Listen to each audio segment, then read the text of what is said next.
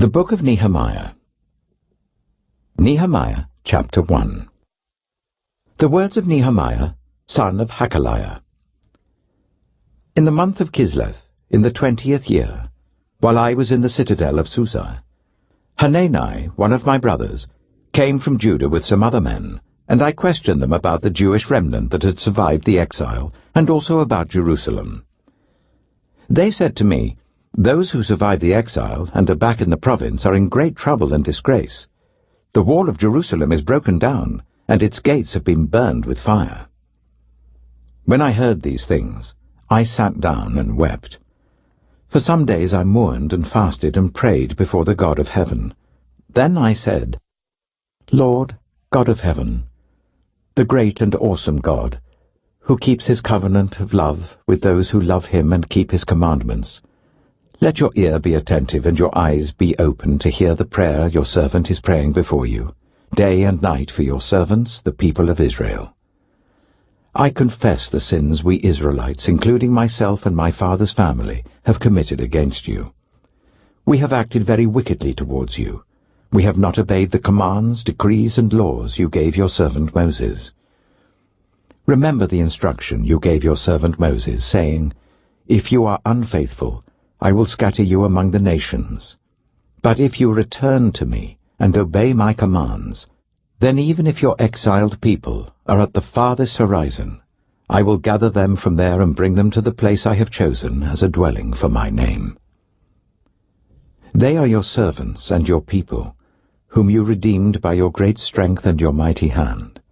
Lord, let your ear be attentive to the prayer of this your servant, and to the prayer of your servants who delight in revering your name. Give your servant success today by granting him favor in the presence of this man." I was cupbearer to the king. Nehemiah, chapter 2. In the month of Nisan, in the 20th year of King Artaxerxes, when wine was brought for him, I took the wine and gave it to the king. I had not been sad in his presence before, so the king asked me, "Why does your face look so sad when you are not ill? This can be nothing but sadness of heart." I was very much afraid, but I said to the king, "May the king live forever. Why should my face not look sad, when the city where my ancestors are buried lies in ruins, and its gates have been destroyed by fire?" The king said to me, "What is it you want?" Then I prayed to the God of heaven, and I answered the king, "If it pleases the king, and if your servant has found favor in his sight, let him send me to the city in Judah where my ancestors are buried, so that I can rebuild it." Then the king, with the queen sitting beside him, asked me, "How long will your journey take, and when will you get back?" It pleased the king to send me, so I set a time.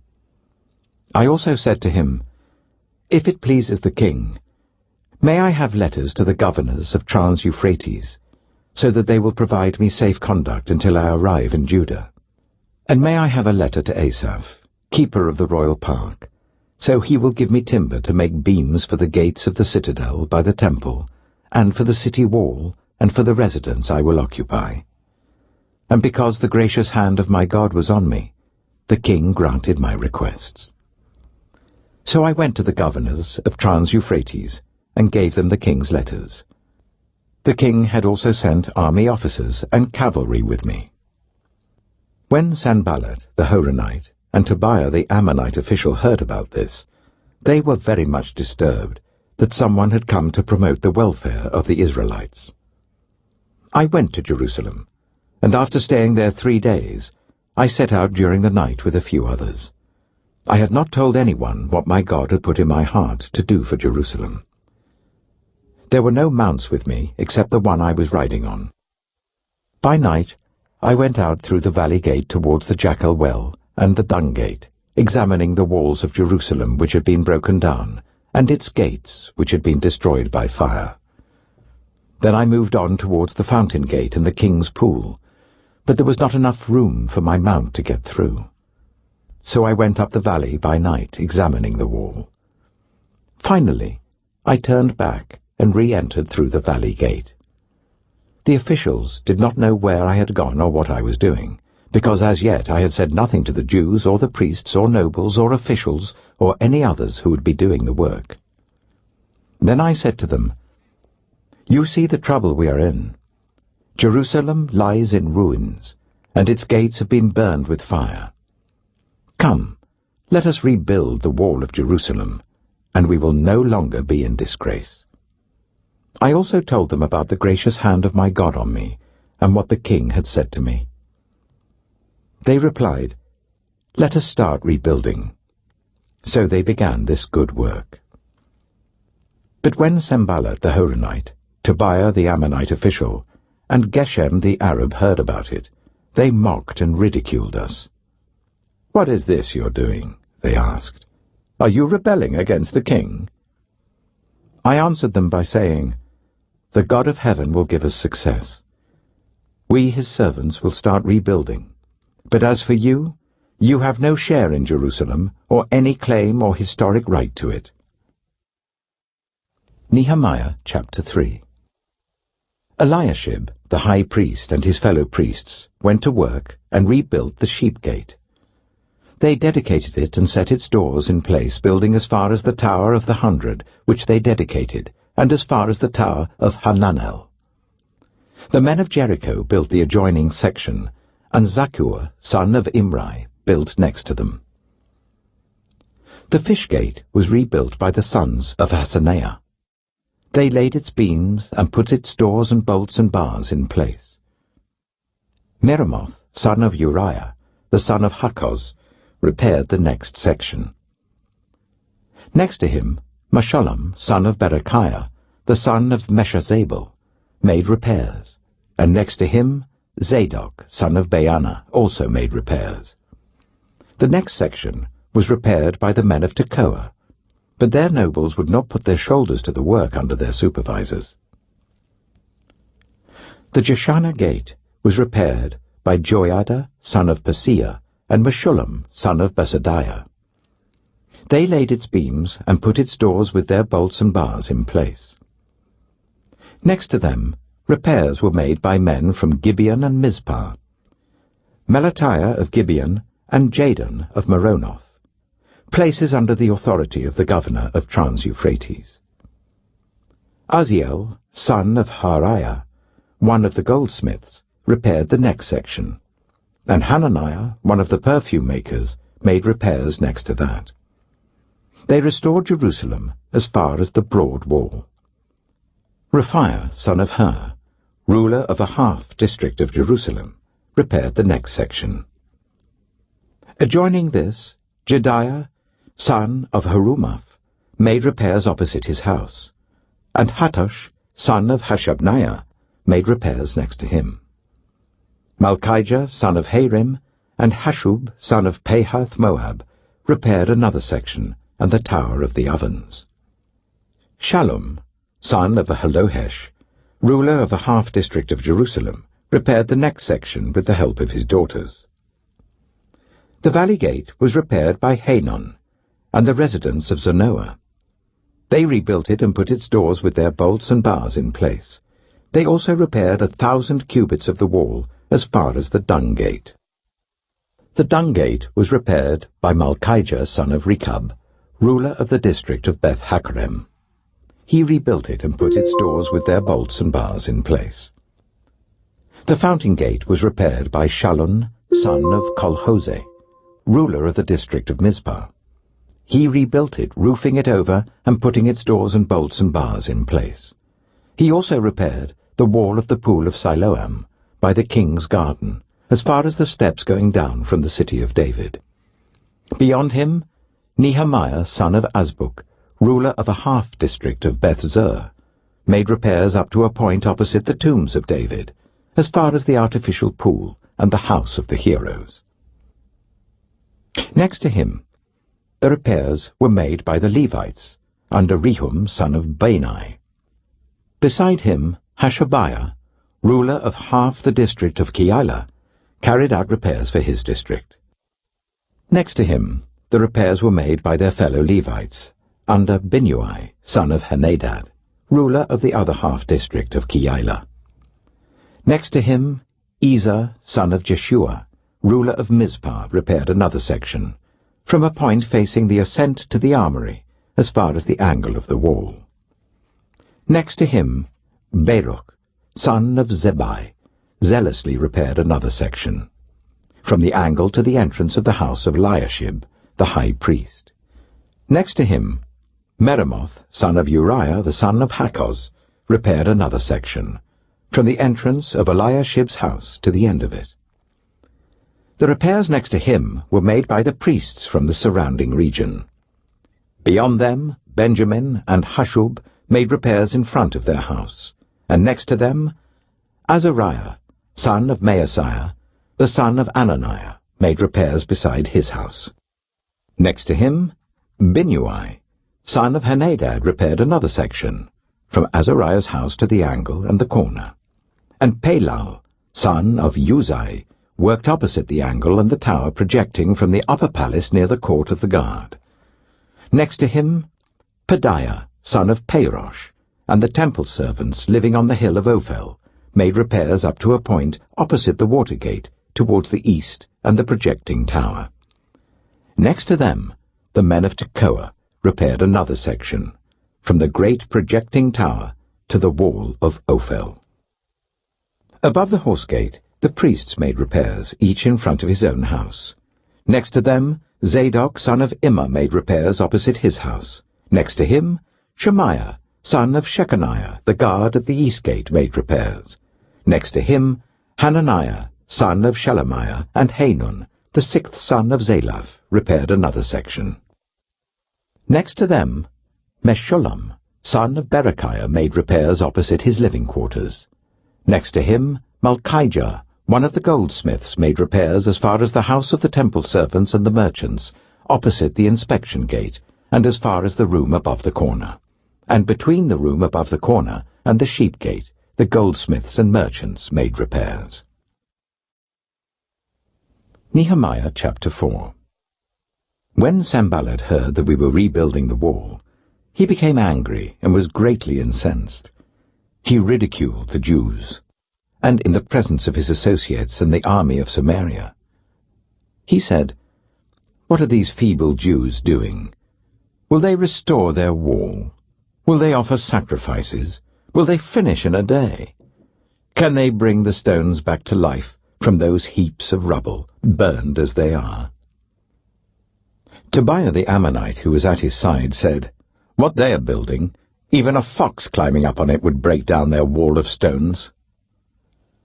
Hear us, our God, for we are despised. Turn their insults back on their own heads. Give them over as plunder in a land of captivity. Do not cover up their guilt or blot out their sins from your sight, for they have thrown insults in the face of the builders. So we rebuilt the wall, till all of it reached half its height, for the people worked with all their heart. But when Sanballat, Tobiah, the Arabs, the Ammonites, and the people of Ashdod heard that the repairs to Jerusalem's walls had gone ahead, and that the gaps were being closed, they were very angry. They all plotted together to come and fight against Jerusalem and stir up trouble against it. But we prayed to our God, and posted a guard day and night to meet this threat. Meanwhile, the people in Judah said, "The strength of the laborers is giving out, and there is so much rubble that we cannot rebuild the wall." Also our enemies said, "Before they know it, or see us, we will be right there among them, and will kill them and put an end to the work." Then the Jews who lived near them came and told us 10 times over, "Wherever you turn, they will attack us." Therefore I stationed some of the people behind the lowest points of the wall, at the exposed places, posting them by families with their swords, spears, and bows. After I looked things over, I stood up and said to the nobles, the officials, and the rest of the people, "Don't be afraid of them. Remember the Lord, who is great and awesome, and fight for your families, your sons and your daughters, your wives and your homes." When our enemies heard that we were aware of their plot, and that God had frustrated it, we all returned to the wall, each to our work. From that day on, half of my men did the work, while the other half were equipped with spears, shields, bows, and armor.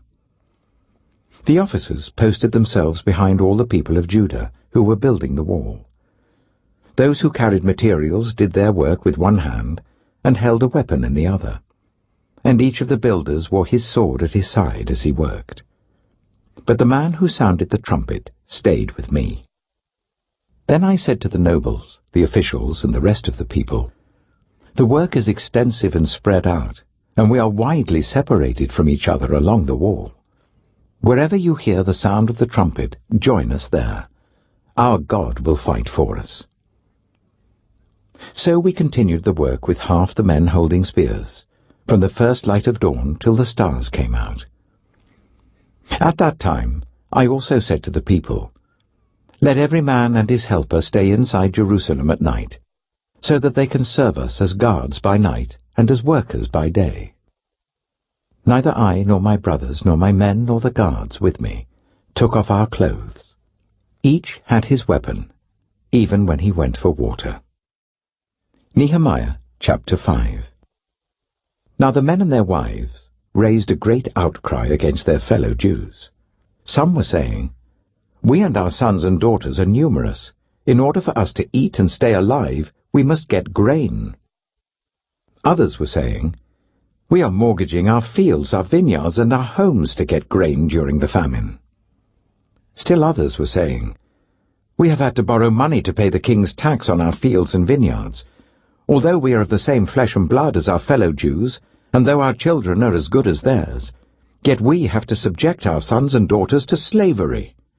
Some of the daughters have already been enslaved, but we are powerless, because our fields and our vineyards belong to others."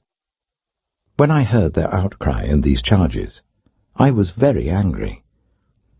I pondered them in my mind, and then accused the nobles and officials. I told them, "You are charging your own people interest." So I called together a large meeting to deal with them, and said, "As far as possible, we have bought back our fellow Jews, who were sold to the Gentiles. Now you are selling your own people, only for them to be sold back to us." They kept quiet, because they could find nothing to say. So I continued, "What you're doing is not right. Shouldn't you walk in the fear of our God to avoid the reproach of our Gentile enemies? I and my brothers and my men are also lending the people money and grain. But let us stop charging interest. Give back to them immediately their fields, vineyards, olive groves, and houses, and also the interest you're charging them. 1% of the money, grain, new wine, and olive oil." "We will give it back," they said, "and we will not demand anything more from them. We will do as you say." Then I summoned the priests, and made the nobles and officials take an oath to do what they had promised. I also shook out the folds of my robe, and said, "In this way may God shake out of their house and possessions anyone who does not keep this promise. So may such a person be shaken out and emptied." At this the whole assembly said, "Amen," and praised the Lord. And the people did as they had promised. Moreover, from the 20th year of King Artaxerxes, when I was appointed to be their governor in the land of Judah, until his 32nd year, 12 years, neither I nor my brothers ate the food allotted to the governor. But the earlier governors, those preceding me, placed a heavy burden on the people, and took 40 shekels of silver from them in addition to food and wine. Their assistants also lorded it over the people. But out of reverence for God, I did not act like that. Instead, I devoted myself to the work on this wall. All my men were assembled there for the work. We did not acquire any land. Furthermore, 150 Jews and officials ate at my table, as well as those who came to us from the surrounding nations. Each day 1 ox, 6 choice sheep, and some poultry were prepared for me. and every 10 days an abundant supply of wine of all kinds. In spite of all this, I never demanded the food allotted to the governor, because the demands were heavy on these people. Remember me with favor, my God, for all I have done for these people. Nehemiah chapter 6. When the word came to Sanballat, Tobiah, Geshem the Arab, and the rest of our enemies, that I had rebuilt the wall and not a gap was left in it, though up to that time I had not set the doors and the gates, Sanballat and Geshem sent me this message: "Come, let us meet together in one of the villages on the plain of Ono." But they were scheming to harm me. So I sent messengers to them with this reply: "I am carrying on a great project and cannot go down. Why should the work stop while I leave it and go down to you?" 4 times they sent me the same message, and each time I gave them the same answer. Then the 5th time, Sanballat sent his assistant to me with the same message, and in his hand was an unsealed letter in which was written, "It is reported among the nations, and Geshem says it is true, that you and the Jews are plotting to revolt, and therefore you are building the wall. Moreover, according to these reports, you are about to become their king, and have even appointed prophets to make this proclamation about you in Jerusalem: there is a king in Judah. Now this report will get back to the king. So come, let us meet together." I sent him this reply: "Nothing like what you are saying is happening. You're just making it up out of your head." They were all trying to frighten us, thinking their hands will get too weak for the work and it will not be completed. But I prayed, "Now strengthen my hands." One day I went to the house of Shemaiah, son of Delaiah, the son of Mehetabel, who was shut in at his home. He said, "Let us meet in the house of God inside the temple, and let us close the temple doors, because men are coming to kill you. By night they're coming to kill you." But I said, "Should a man like me run away? Or should someone like me go into the temple to save his life? I will not go."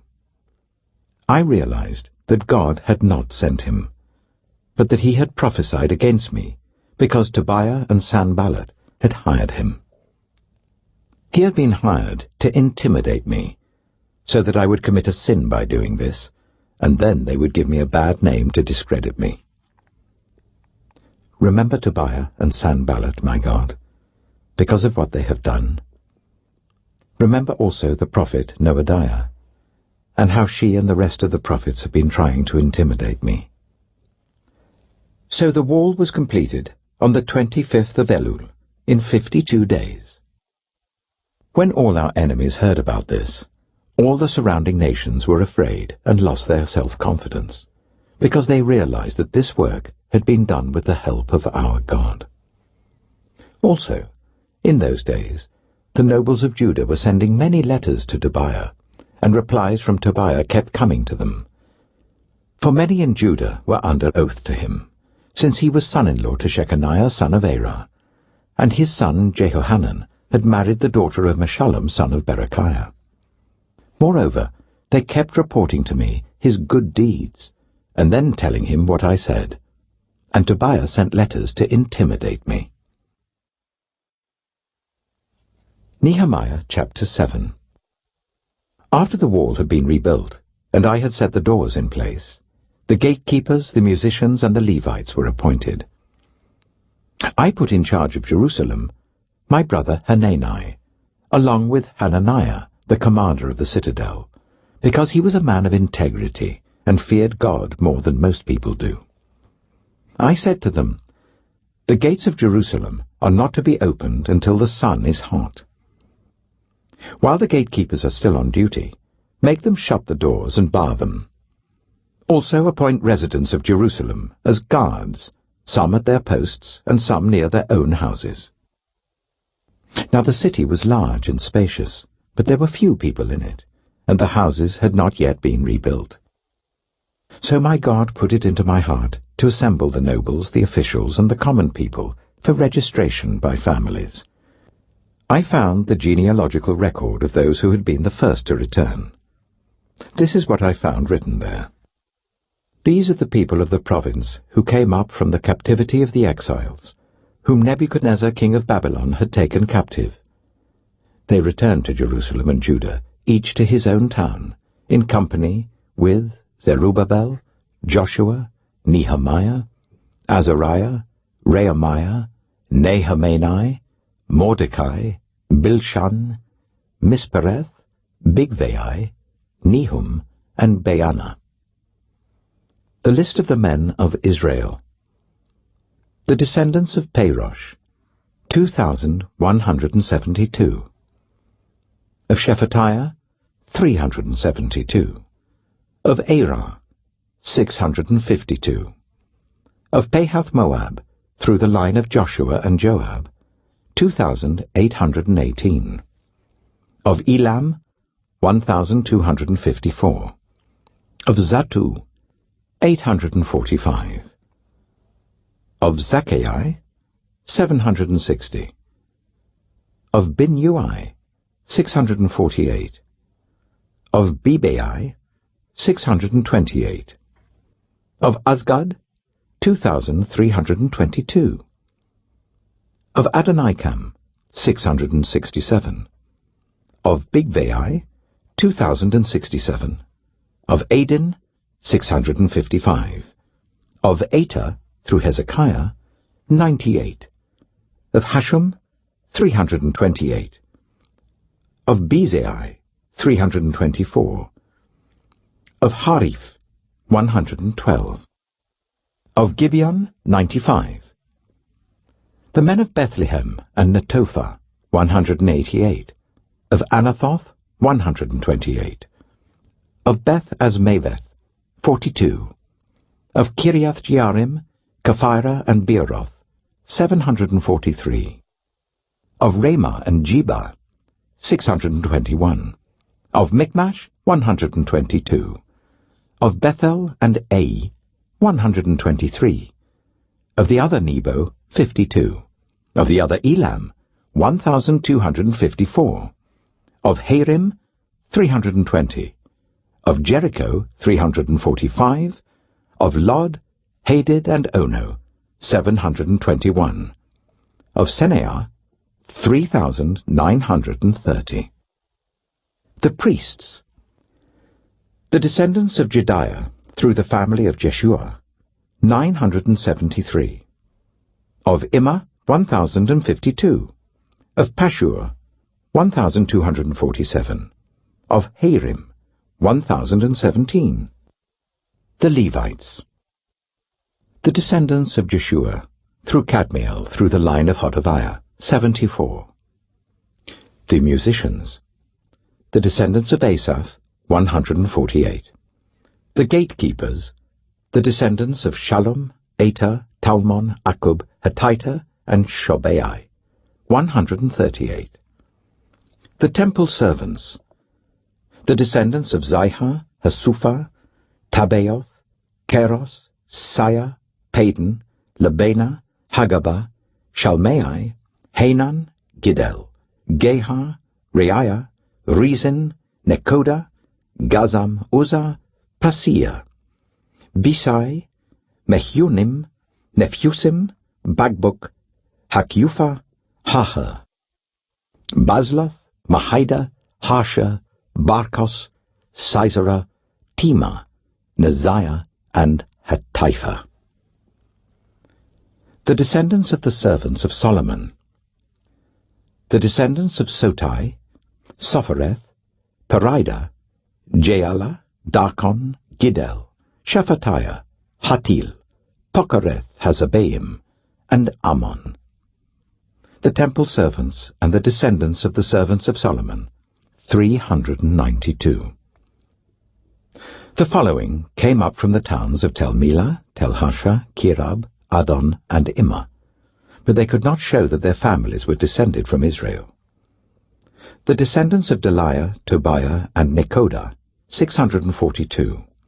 And from among the priests, the descendants of Habiah, Hakoth, and Barzillai, a man who married a daughter of Barzillai the Gileadite, and was called by that name.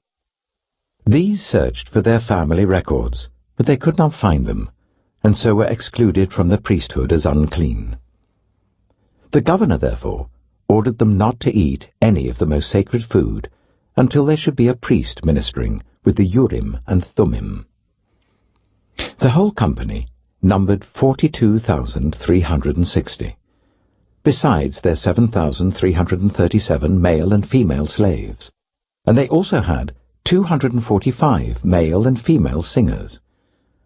There were 736 horses, 245 mules, 435 camels, and 6,720 donkeys. Some of the heads of the families contributed to the work. The governor gave to the treasury 1,000 darics of gold, 50 bowls, and 530 garments for priests. Some of the heads of the families gave to the treasury for the work 20,000 darics of gold and 2,200 minas of silver. The total given by the rest of the people was 20,000 darics of gold, 2,000 minas of silver, and 67 garments for priests. The priests, the Levites, the gatekeepers, the musicians, and the temple servants, along with certain of the people and the rest of the Israelites, settled in their own towns. When the 7th month came, the Israelites had settled in their towns. Nehemiah chapter 8. And all the people came together as one in the square before the water gate. They told Ezra, the teacher of the law, to bring out the book of the law of Moses, which the Lord had commanded for Israel. So on the first day of the 7th month, Ezra the priest brought the law before the assembly, which was made up of men and women and all who were able to understand. He read it aloud from daybreak till noon, as he faced the square before the water gate in the presence of the men, women, and others who could understand. And all the people listened attentively to the book of the law. Ezra, the teacher of the law, stood on a high wooden platform built for the occasion. Beside him, on his right, stood Mattithiah, Shema, Ananiah, Uriah, Hilkiah, and Maaseiah. And on his left were Pedaiah, Mishael, Malchijah, Hashum, Hashbaddanah, Zechariah, and Meshullam. Ezra opened the book. All the people could see him because he was standing above them. And as he opened it, the people all stood up. Ezra praised the Lord, the great God, and all the people lifted their hands and responded, Amen, Amen. Then they bowed down and worshipped the Lord with their faces to the ground. The Levites, Jeshua, Bani, Sherebiah, Jamin, Akkub, Shabbatai, Hodiah, Maaseiah, Kelita, Azariah, Jozabad, Hanan, and Pelaiah, instructed the people in the law while the people were standing there. They read from the book of the law of God, making it clear and giving the meaning so that the people understood what was being read. Then Nehemiah the governor, Ezra the priest and teacher of the law, and the Levites who were instructing the people said to them all, This day is holy to the Lord your God. Do not mourn or weep. For all the people had been weeping as they listened to the words of the law.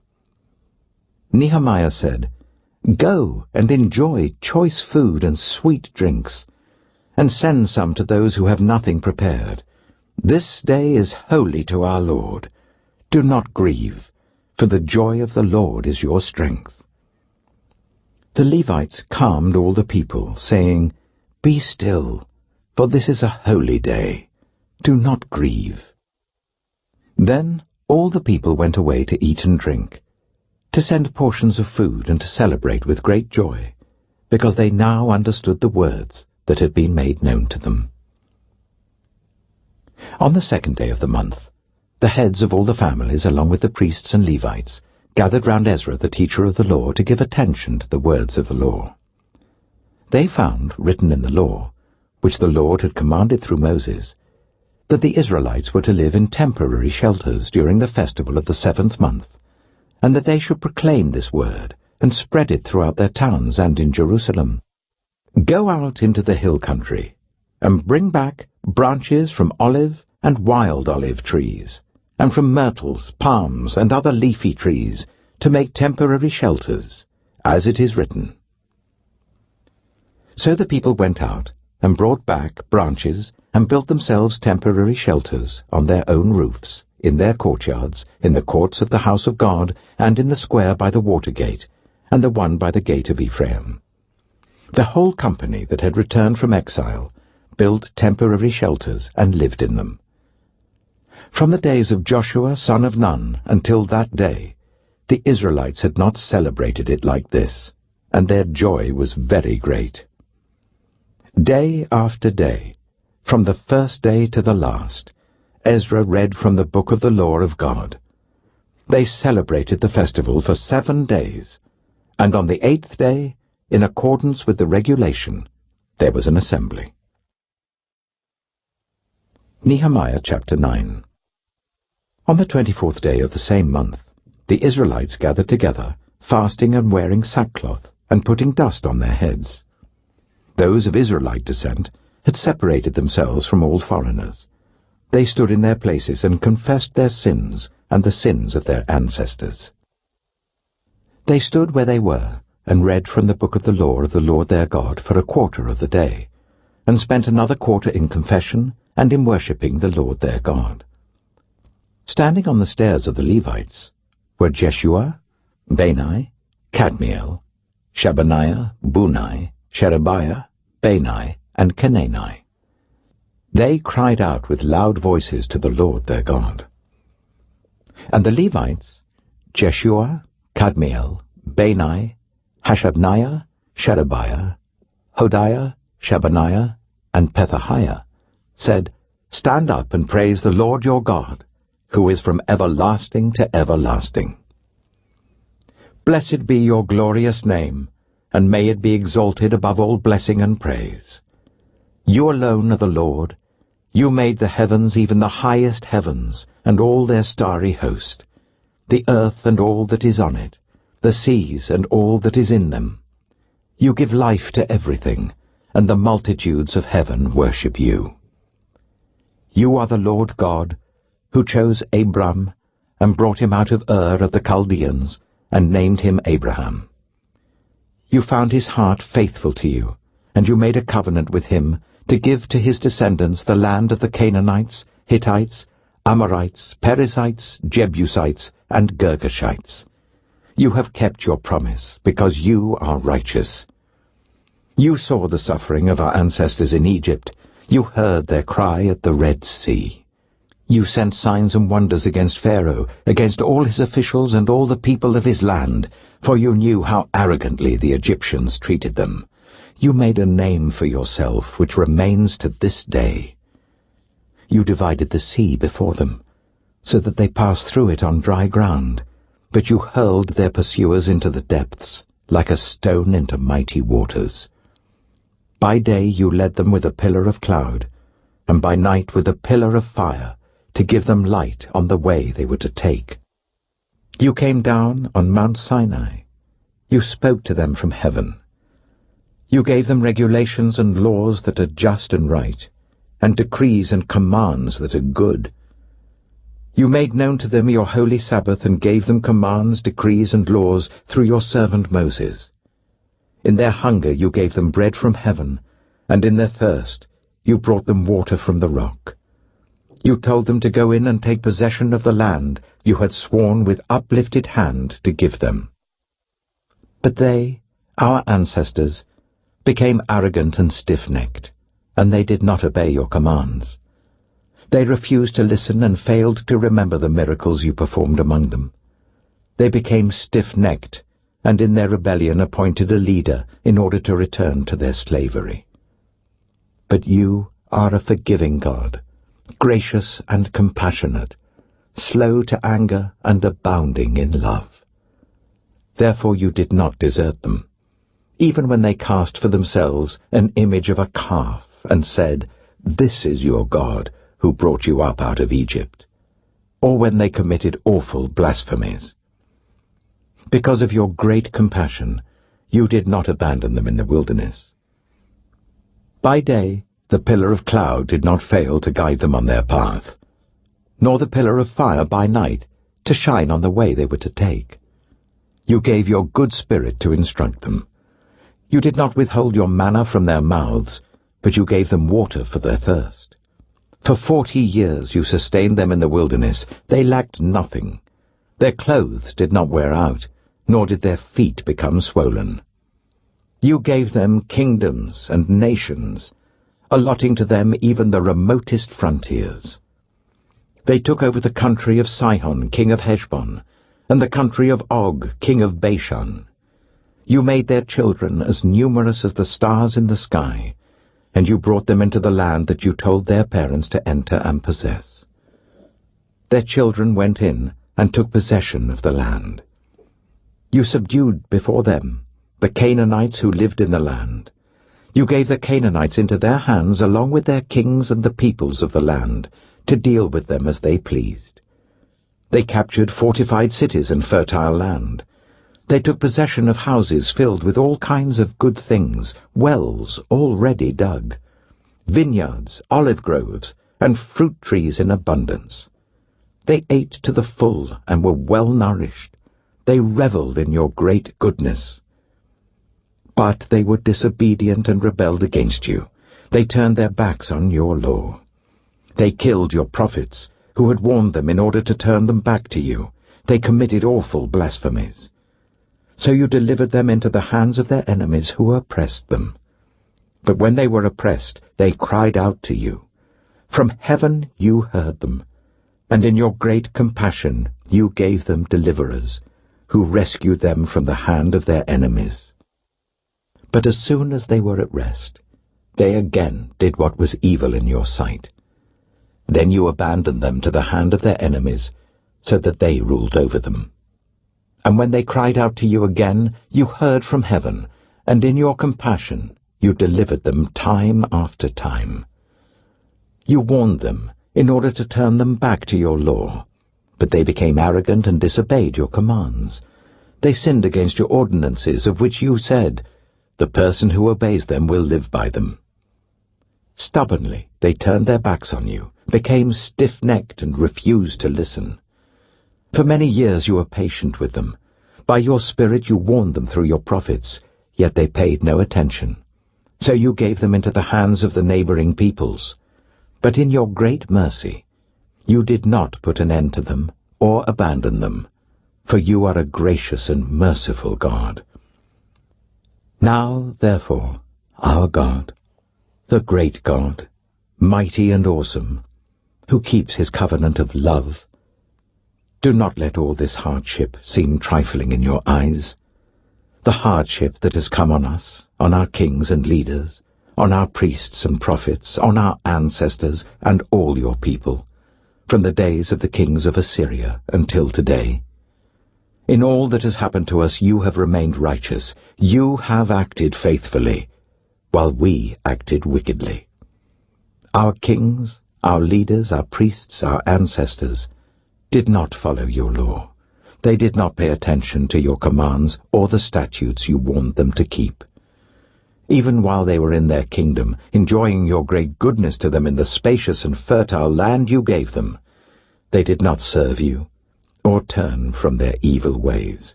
But see, we are slaves today, slaves in the land you gave our ancestors, so that they could eat its fruit and the other good things it produces. Because of our sins, its abundant harvest goes to the kings you have placed over us. They rule over our bodies and our cattle as they please. We are in great distress. In view of all this, we are making a binding agreement, putting it in writing, and our leaders, our Levites, and our priests are affixing their seals to it. Nehemiah chapter 10.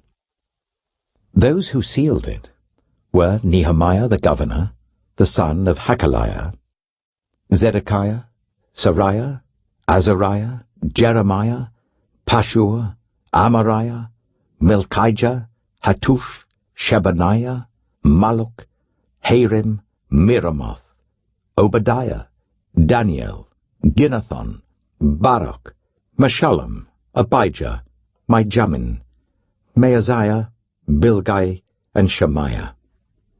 These were the priests.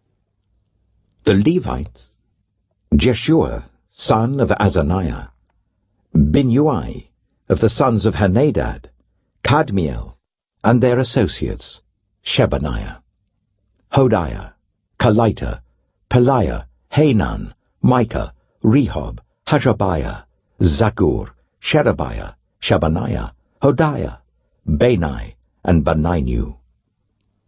The leaders of the people, Parosh, Pahath-Moab, Elam, Zatu, Bani, Bunai, Azgad, Bebai, Adonijah, Bigvai, Adin, Eta, Hezekiah, Azur, Hodiah, Hashem, Bezai, Harif, Anathoth, Nebai, Magpiash, Meshullam, Hezer, Meshezabeel, Zadok, Jajua, Pelatiah, Hanan, Anaiah, Hoshea, Hananiah, Hashub, Halohesh, Pilha, Shobek, Rehum, Hajabna, Maaseiah, Ahiah, Hanan, Anan, Malluch, Harim, and Baana. The rest of the people, priests, Levites, gatekeepers, musicians, temple servants, and all who separated themselves from the neighboring peoples for the sake of the law of God, together with their wives and all their sons and daughters who were able to understand. All these now join their fellow Israelites, the nobles, and bind themselves with a curse and an oath, to follow the law of God given through Moses, the servant of God, and to obey carefully all the commands, regulations, and decrees of the Lord our Lord. We promise not to give our daughters in marriage to the peoples around us, or take their daughters for our sons. When the neighboring peoples bring merchandise or grain to sell on the Sabbath, we will not buy from them on the Sabbath or on any holy day. Every 7th year we will forego working the land, and we will cancel all debts. We assume the responsibility for carrying out the commands to give 1/3 of a shekel each year for the service of the house of our God, for the bread set out on the table, for the regular grain offerings and burnt offerings, for the offerings on the Sabbaths, at the new moon feasts, and at the appointed festivals, for the holy offerings, for sin offerings to make atonement for Israel, and for all the duties of the house of our God. We, the priests, the Levites, and the people, have cast lots to determine when each of our families is to bring to the house of our God at set times each year a contribution of wood to burn on the altar of the Lord our God, as it is written in the law. We also assume responsibility for bringing to the house of the Lord each year the first fruits of our crops and of every fruit tree. As it is also written in the law, we will bring the firstborn of our sons and of our cattle, of our herds, and of our flocks to the house of our God, to the priests ministering there. Moreover, we will bring to the storerooms of the house of our God, to the priests, the first of our ground meal, of our grain offerings, of the fruit of all our trees, and of our new wine and olive oil. And we will bring a tithe of our crops to the Levites, for it is the Levites who collect the tithes in all the towns where we work. A priest descended from Aaron is to accompany the Levites when they receive the tithes, and the Levites are to bring 1/10 of the tithes up to the house of our God, to the storerooms of the treasury. The people of Israel, including the Levites, are to bring their contributions of grain, new wine, and olive oil to the storerooms, where the articles for the sanctuary and for the ministering priests, the gatekeepers, and the musicians are also kept. We will not neglect the house of our God. Nehemiah chapter 11. Now the leaders of the people settled in Jerusalem. The rest of the people cast lots to bring 1 out of every 10 of them to live in Jerusalem, the holy city, while the remaining 9 were to stay in their own towns.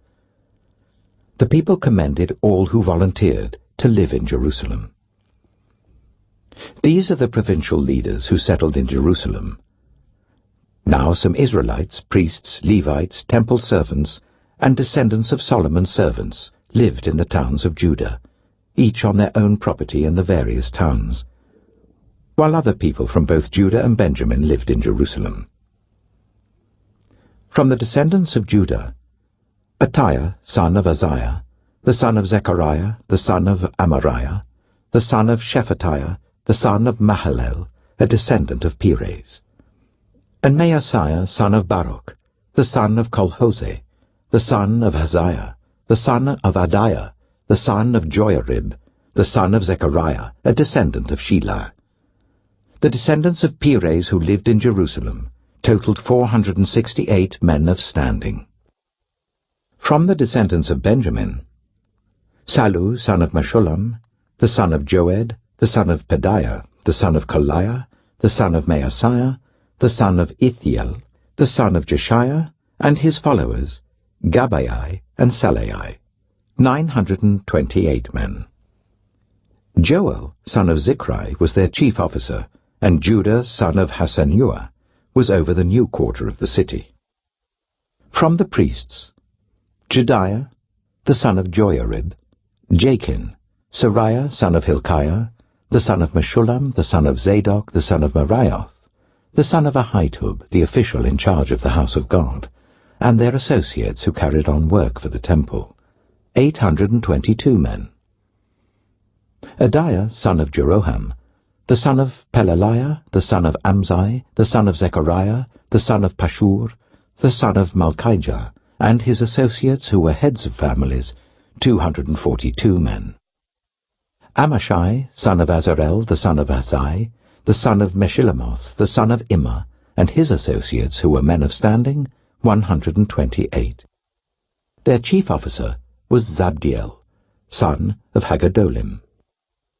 From the Levites, Shemaiah, son of Hashub, the son of Azrikam, the son of Hashabiah, the son of Bunai, Shabbatai and Jozabad, 2 of the heads of the Levites who had charge of the outside work of the house of God, Mattaniah, son of Micah, the son of Zabdi, the son of Asaph, the director, who led in thanksgiving and prayer, Bakbukiah, second among his associates, and Abda, son of Shammua, the son of Galal, the son of Jeduthun. The Levites in the holy city totaled 284. The gatekeepers, Akub, Talmon, and their associates who kept watch at the gates, 172 men. The rest of the Israelites, with the priests and Levites, were in all the towns of Judah, each on their ancestral property. The temple servants lived on the hill of Ophel, and Zihah and Gishpa were in charge of them. The chief officer of the Levites in Jerusalem was Ozai, son of Bani, the son of Hashabiah, the son of Mattaniah, the son of Micah. Ozai was one of Asaph's descendants, who were the musicians responsible for the service of the house of God. The musicians were under the king's orders, which regulated their daily activity. Petahiah, son of Meshezabeel, one of the descendants of Zerah, son of Judah, was the king's agent in all affairs relating to the people. As for the villages with their fields, some of the people of Judah lived in Kiriath Arba and its surrounding settlements, in Dibon and its settlements, in Jekabziel and its villages, in Jeshua, in Moleda, in Beth-Pelet, in Hazar-Shual, in Beersheba and its settlements, in Ziklag, in Makona and its settlements, in Enrimmon, in Zorah, in Jarmuth, Zanoah, Adullam and their villages, in Lachish and its fields, and Ezekah and its settlements. So they were living all the way from Beersheba to the valley of Hinnom. The descendants of the Benjaminites, from Geba, lived in Michmash, Ijah, Bethel and its settlements, in Anathoth, Nob and Ananiah, in Hazor, Ramah and Gittaim, in Hadid, Zeboim, and Nebalat, in Lod and Ono, and in Jehoshaphat. Some of the divisions of the Levites of Judah settled in Benjamin. Nehemiah chapter 12. These were the priests and Levites who returned with Zerubbabel son of Shealtiel and with Joshua: Seraiah, Jeremiah, Ezra, Amariah, Malluch, Hattush, Shechaniah, Rehum, Meremoth, Idom, Ginnethon, Abijah, Mijamin, Moadiah, Bilgah, Shemaiah, Joiarib, Jediah, Sallu, Amok, Hilkiah, and Jediah. These were the leaders of the priests and their associates in the days of Joshua. The Levites were Jeshua, Binnui, Kadmiel, Sherebiah, Judah, and also Mattaniah, who together with his associates was in charge of the songs of thanksgiving. Bakbukiah and Onai, their associates, stood opposite them in the services. Joshua was the father of Joachim, Joachim the father of Eliashib, Eliashib the father of Joiada, Joiada the father of Jonathan, and Jonathan the father of Jaddua. In the days of Joachim, these were the heads of the priestly families. Of Seraiah's family, Moriah; of Jeremiah's, Hananiah; of Ezra's, Meshullam; of Amariah's, Jehohanan; of Malluch's, Jonathan; of Shechaniah's, Joseph; of Harim's, Adnah; of Meremoth's, Helkai; of Iddo's, Zechariah; of Ginnethon's, Meshullam; of Abijah's, Zichri; of Meniamin's, and of Moadiah's, Piltai; of Bilgah's, Shammua; of Shemaiah's, Jehonathan; of Joiarib's, Mattani; of Jediah's, Uzzi; of Sallu's, Kalai; of Amok's, Eber; of Hilkiah's, Hashabiah; of Jediah's, Nethanel. The family heads of the Levites in the days of Eliashib, Joiada, Johanan, and Jaddua, as well as those of the priests, were recorded in the reign of Darius the Persian. The family heads among the descendants of Levi up to the time of Johanan, son of Eliashib, were recorded in the book of the Annals. And the leaders of the Levites were Hashabiah, Sherebiah, Jeshua, son of Kadmiel, and their associates, who stood opposite them to give praise and thanksgiving, one section responding to the other as prescribed by David the man of God. Mattaniah, Bakbukiah, Obadiah, Meshullam, Talmon, and Akkub were gatekeepers who guarded the storerooms of the gates. They served in the days of Joachim son of Joshua, the son of Josedek, and in the days of Nehemiah the governor, and of Ezra the priest, the teacher of the law. At the dedication of the wall of Jerusalem, the Levites were sought out from where they lived and were brought to Jerusalem to celebrate joyfully the dedication with songs of thanksgiving and with the music of cymbals, harps, and lyres. The musicians were also brought together from the region around Jerusalem, from the villages of the Netophathites, from Beth Gilgal, and from the area of Jeba and Asmaveth, for the musicians had built villages for themselves around Jerusalem. When the priests and Levites had purified themselves ceremonially, they purified the people, the gates, and the wall. I had the leaders of Judah go up on top of the wall. I also assigned 2 large choirs to give thanks. One was to proceed on top of the wall to the right, towards the dung gate. Hoshea and half the leaders of Judah followed them, along with Azariah, Ezra, Meshullam, Judah, Benjamin, Shemaiah, Jeremiah, as well as some priests with trumpets, and also Zechariah son of Jonathan, the son of Shemaiah, the son of Mattaniah, the son of Micaiah, the son of Zakkur, the son of Asaph, and his associates, Shemaiah, Azarel, Milalai, Gilalai, Mai, Nethanel, Judah, and Hanani, with musical instruments prescribed by David the man of God. Ezra, the teacher of the law, led the procession. At the fountain gate, they continued directly up the steps of the city of David, on the ascent to the wall, and passed above the site of David's palace to the water gate on the east. The second choir proceeded in the opposite direction.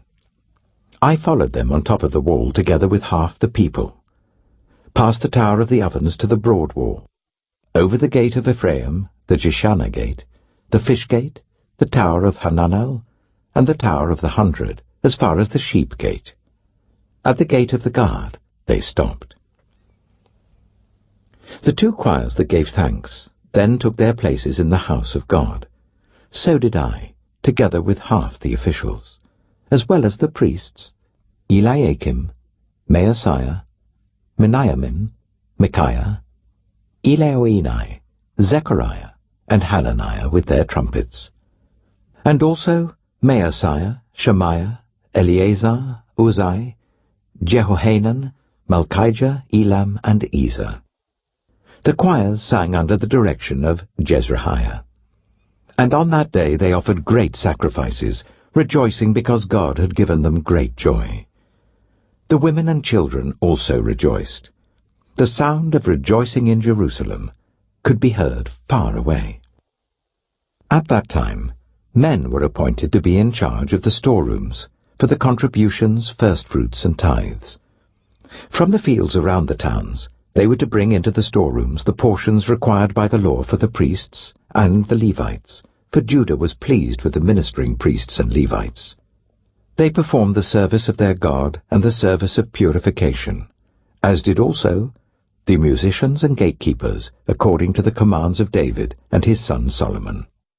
For long ago, in the days of David and Asaph, there had been directors for the musicians and for the songs of praise and thanksgiving to God.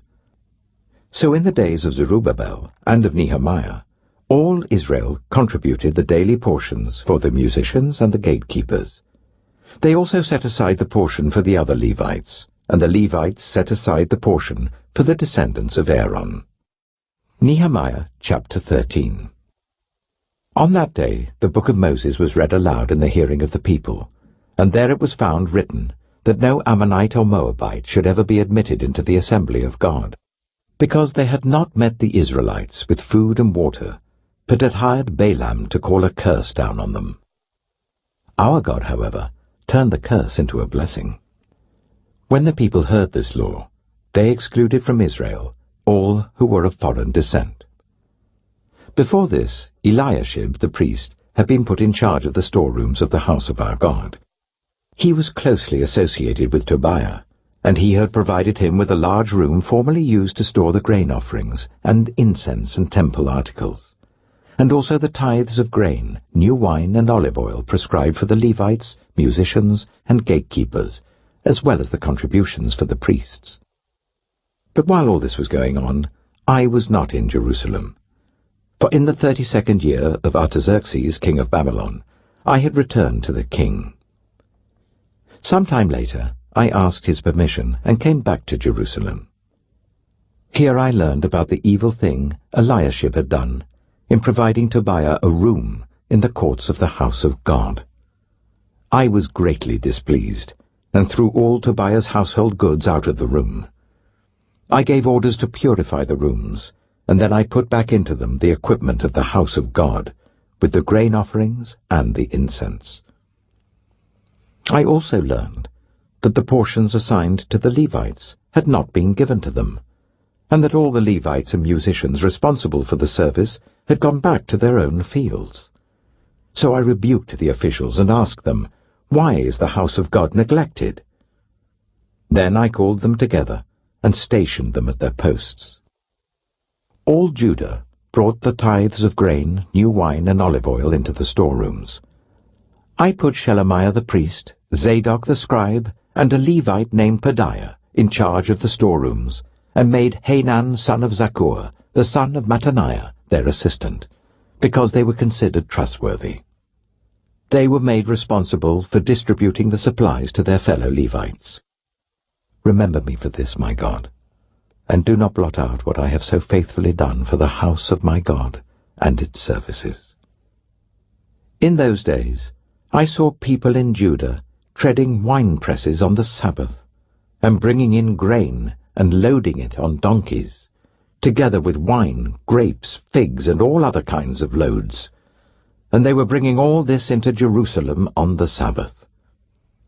Therefore I warned them against selling food on that day, People from Tyre who lived in Jerusalem were bringing in fish and all kinds of merchandise and selling them in Jerusalem on the Sabbath to the people of Judah.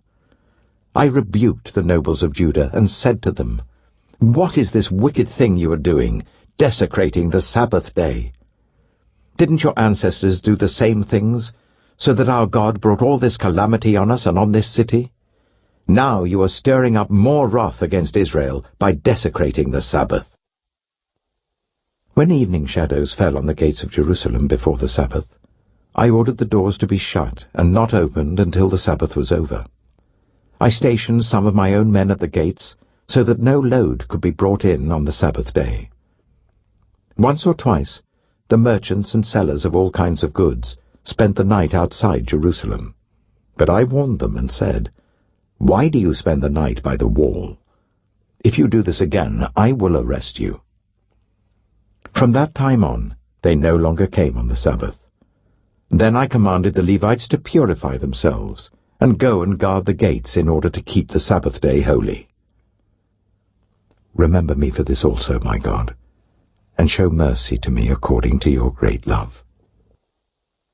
Moreover, in those days, I saw men of Judah who had married women from Ashdod, Ammon, and Moab. Half of their children spoke the language of Ashdod, or the language of one of the other peoples, and did not know how to speak the language of Judah. I rebuked them and called curses down on them. I beat some of the men and pulled out their hair. I made them take an oath in God's name and said, "You are not to give your daughters in marriage to their sons, nor are you to take their daughters in marriage for your sons or for yourselves." Was it not because of marriages like these that Solomon, king of Israel, sinned? Among the many nations there was no king like him. He was loved by his God, and God made him king over all Israel. But even he was led into sin by foreign women. Must we hear now that you too are doing all this terrible wickedness, and are being unfaithful to our God by marrying foreign women? One of the sons of Joiada, son of Eliashib, the high priest, was son-in-law to Sanballat the Horonite, and I drove him away from me. Remember them, my God, because they defiled the priestly office and the covenant of the priesthood and of the Levites. So I purified the priests and the Levites of everything foreign, and assigned them duties, each to his own task. I also made provision for contributions of wood at designated times, and for the first fruits. Remember me with favor, my God.